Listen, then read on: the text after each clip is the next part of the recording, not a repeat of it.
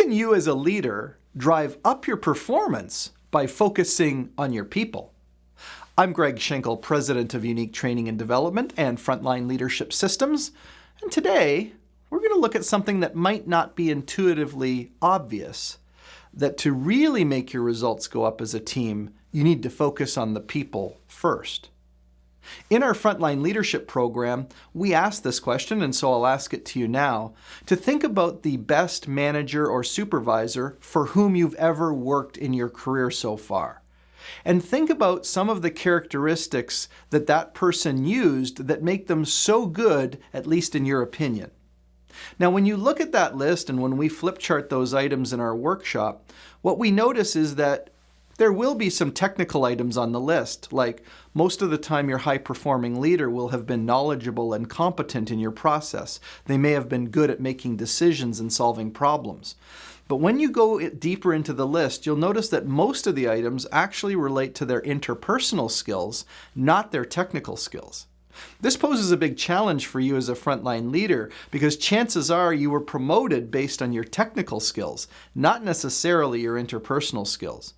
And yet, if you were to focus on becoming better in those personal, employee-oriented conversations and your interactions with them, you would actually find that the team would become more cohesive and they would drive forward on those performance metrics that you get measured on. So, I've got a few tips for you to improve your personal or interpersonal skills to effectively drive up the performance of your team.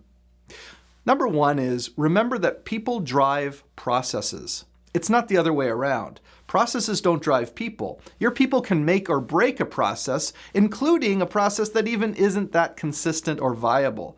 If you've got a good team that pulls together, they'll make even a weak process perform well. The second tip is build strong relationships.